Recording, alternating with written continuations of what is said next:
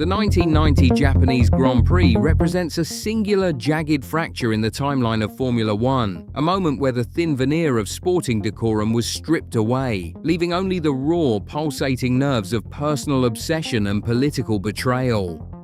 While the crash at Turn 1 is often remembered as a binary event, a collision between two men, it was, in reality, the culmination of a systemic rot that had been festering since the betrayal at the 1989 chicane. When Senna and Prost lined up on the grid at Suzuka, they were not merely drivers. They were the focal points of a massive interconnected conflict involving the FIA, team politics, and the conflicting moral identities of two distinct fan bases. The tension within the McLaren garage had long ceased to be a professional rivalry. It was a cold war fought with telemetry, quiet whispers, and the systematic withholding of information. For the engineers and mechanics who worked on these machines, the atmosphere was thick with the weight of S3 coalition dynamics, where loyalty was tested daily and the smallest gesture of support for one driver was interpreted as a direct act of sabotage against the other. The circuits of dread and status were already redlining before the cars even turned a wheel, as both drivers knew that the championship outcome would be decided not by a fair fight on track, but by whoever was willing to cross the threshold into total, unadulterated ruthlessness. Balestra's influence cannot be overstated,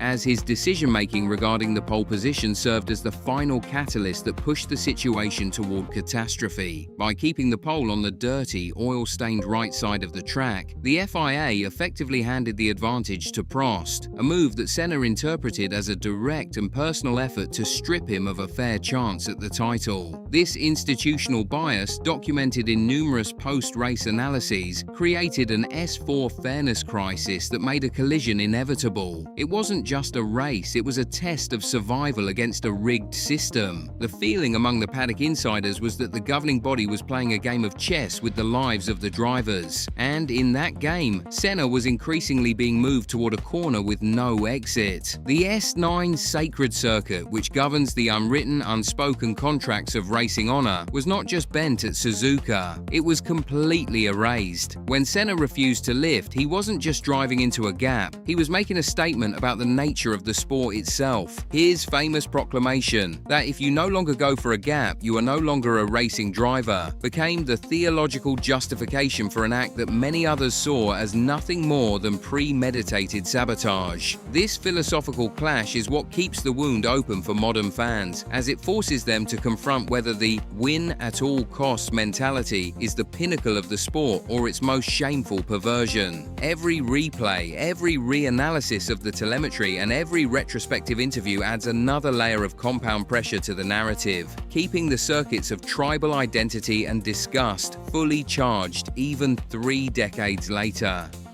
The Orange Army and the Tifosi were not just watching a sport, they were witnessing the solidification of their own hero worship, as the collision transformed Senna from a mortal driver into a tragic, defiant figure who fought against the dying of the light. Conversely, for Prost, the incident was the ultimate validation of his belief that he was dealing with an opponent who had abandoned the realm of sanity for the realm of conquest, creating a binary legacy that persists in every podcast, forum, and strategy room. The aftermath of the 1990 incident reshaped the psychology of every young driver entering the sport, as the precedent of the championship-deciding collision was now a tangible, usable weapon in the title fight. Schumacher, arriving just a few years later, would look at the events of 1990 not as a cautionary tale, but as a roadmap for how to weaponize the rules, the regulations, and the ambiguity of the system to ensure victory. The S6 concealment of the true intent behind the 1990 crash only amplified its power, as the lack of an immediate decisive FIA punishment allowed the shadow of that first turn at Suzuka to loom over every subsequent championship showdown. The story of Suzuka 1990 is the story of how the architecture of F1 can be weaponized by the ego of the driver and the bias of the institution. The circuits of status and fairness are perpetually agitated by the unresolved nature of this event, because there is no consensus on where the blame truly truly lies, with the man who turned or with the men who created the environment where turning became the only logical path to a title. Every new controversy in the current season, every disputed track limit, every questionable penalty, and every aggressive defensive move is instantly measured against the gold standard of the 1990 catastrophe, ensuring that the wound remains fresh and the conversation remains electric. In the end, the image of the two McLarens sitting stalled in the gravel at Turn 1 is more than just a historical fact. It is a sensory archetype for the brutality of Formula One. It represents the moment the sport stopped being a contest of pure machine and skill and became a contest of psychological endurance, where the ability to inflict a wound on an opponent became just as critical as the ability to drive the fastest line. As fans, we remain tethered to this moment because it exposes the fragility of the entire racing ecosystem, revealing that beneath the high-tech veneer of carbon fiber and billion-dollar budgets, the sport is still driven by the most primitive, unyielding, and deeply human impulses of revenge, status, and the desperate burning need to be recognized as the best. This legacy is further compounded by the role of the media in cementing these narratives, as broadcast replays serve as an endless recursive loop of the event, ensuring the emotional stakes never fully settle.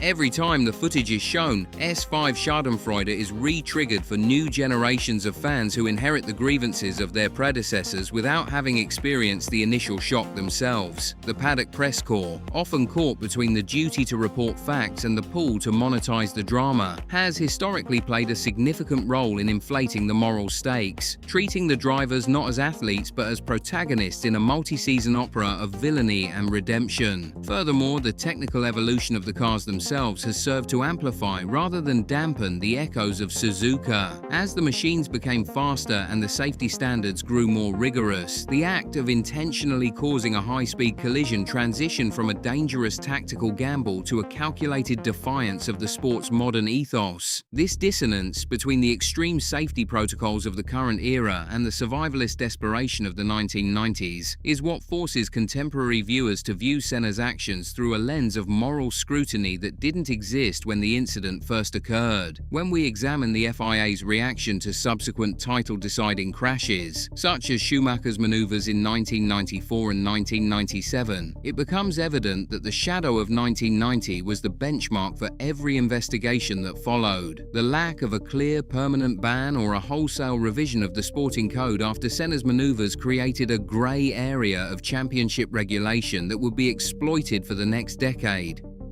This institutional failure remains a central pillar of the S4 fairness and S10 discuss circuits, as it suggests that the governing body was more interested in managing the image of the sport than in upholding a rigid, incorruptible code of conduct. The individual fans' relationship to this history is profoundly personal, as it dictates how they evaluate the greatness of the legends. For those who prioritize raw speed and the willingness to do anything for victory, Suzuka 1990 is the ultimate argument for Senna's superiority. He was, in their view, a force of nature that the rules simply couldn't contain. For those who value the sanctity of the sport and the idea of competition as a test of integrity, the same event is the permanent stain on his record, a black mark that can never be washed away regardless of how many poles or wins he accumulated afterward. Ultimately, the Suzuka saga survives because it is an unresolved conflict, a question that F1 has been trying and failing to answer for over 35 years. The circuits of dread, tribalism, and competitive outrage are not fading. They are being passed down as a cultural inheritance to every new fan who tunes in to watch the lights go out. We are still caught in the immediate, violent gravitational pull of that first turn in Japan, and as long as the championship remains a contest of both steering wheels and hearts, the ghost of Senna and Prost will be there to remind us of the cost of the ultimate victory. The complexity of this historical wound is further deepened by the evolving narratives surrounding the personal relationship between the two titans. Beyond the track, their interactions were characterized by a sophisticated, albeit strained, dynamic of mutual respect masked by professional antagonism. Some historians argue that the 1990 crash was not merely an act of malice, but a desperate move by a man who felt the entire weight of the FIA apparatus crushing his competitive spirit. This interpretation complicates the moral binary, shifting the burden from simple evil to the crushing pressure of an elite environment where only one driver can truly claim the title.